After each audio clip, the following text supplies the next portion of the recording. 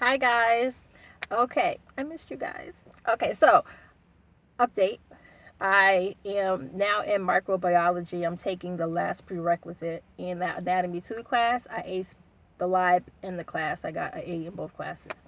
Okay, so this video is about save time reporting and get to the point, because when I come on my shift, I just want to give the report and go. I don't give extra information. I don't go on and on about the patient.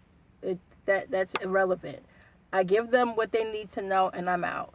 When I come on my shift, I expect the same thing. I don't want to hear all the chitter chatter. I don't want to hear what the nurses didn't do, how they didn't help you, how the other aide disappeared and went in the bathroom for, a half an hour. I don't care about all of that. I just want to know about my patient so that I can take care of the patient properly. That's all I care about. All the other stuff, I don't care. So what I started doing was going to bedside. And as aides, we don't really go to bedside. The nurses are required to do so. We are supposed to, but we're not penalized for not doing it like the nurses are. But I find that going to bedside is extremely helpful, because first you get to lay eyes on your patient. No one can say that you did not go in that room, because there are some times before that I wouldn't see a patient until like 9 o'clock and I came on at 6. That's not acceptable. I should have laid eyes on my patient. So what I started doing for the past couple of months, I would go in the room and do bedside reporting, and I find that it is helpful all the way around, because I can see now, because my job is taking very strict measures concerning falls. So that helps me to make sure all of my fall risk patients have their lap belt on, that they have the bed alarm hooked up, and all 3 rails are up, not 4 but 3, because 4 is a restraint.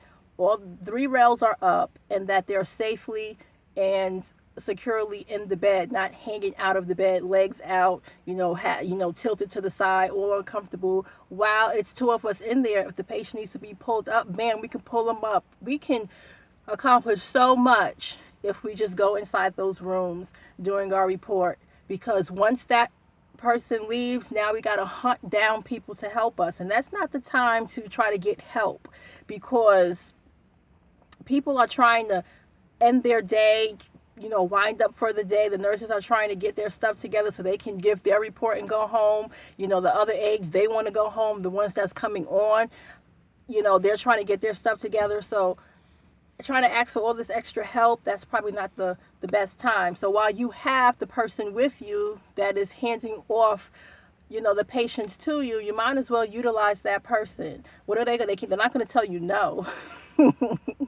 So at that time, you pull the patient up. You make sure they have all the precautions.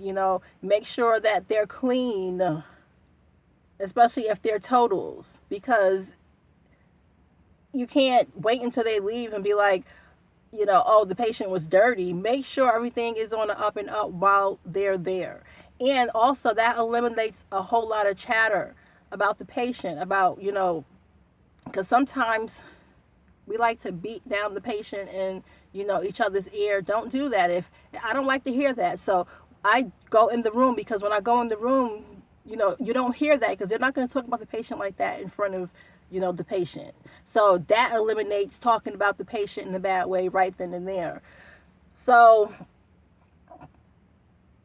kill all of that time, because it shouldn't take us 20 minutes to get a report. It shouldn't. So that takes care of a lot. And if you find that you are getting a report and the report is taking forever, and the other aide is just going on and on and on, I bet you if you take them inside that room, it will cut the reporting time in half, and you will get all of your essential information. And they can go and you can start your shift. And it covers you, because if anything was to happen, you laid eyes on that patient, and all of the fall risk stuff is in place. So if you were to go to another room to help another patient and something was to happen, you're covered. because you made sure everything was in place. You can't prevent everything. You can't prevent every fall, but you can make sure that all the requirements are in place so that if something does happen, it's not on you. You're covered. So that is another way of covering yourself. And that is another way of getting all that gossip stuff out of your ear, because if you were to get a report in the hallway where the patient is not there and you hear all of, this talk about the patient is needy, the patient is a PIA, the patient is this, the patient is that, that kind of changes the way you go in and treat that patient. I don't like to hear that, because 9 times out of 10, every time somebody tells me the patient is this, the patient is that, when I go inside the room and actually have a conversation with the patient and I'm dealing with the patient is not even what they said.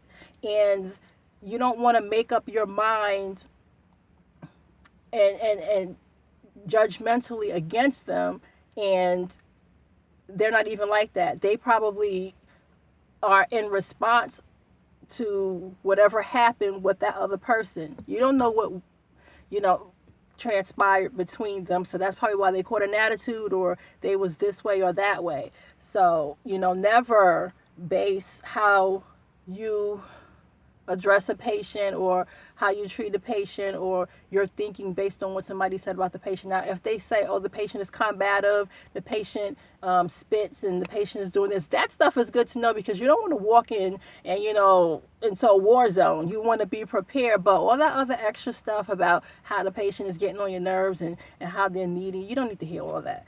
Okay, guys, so if you have any more questions, if you want to know anything else, hit me up.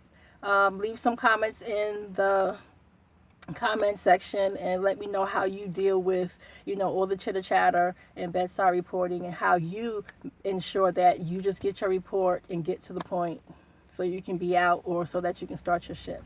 I'll talk to you guys later. Bye.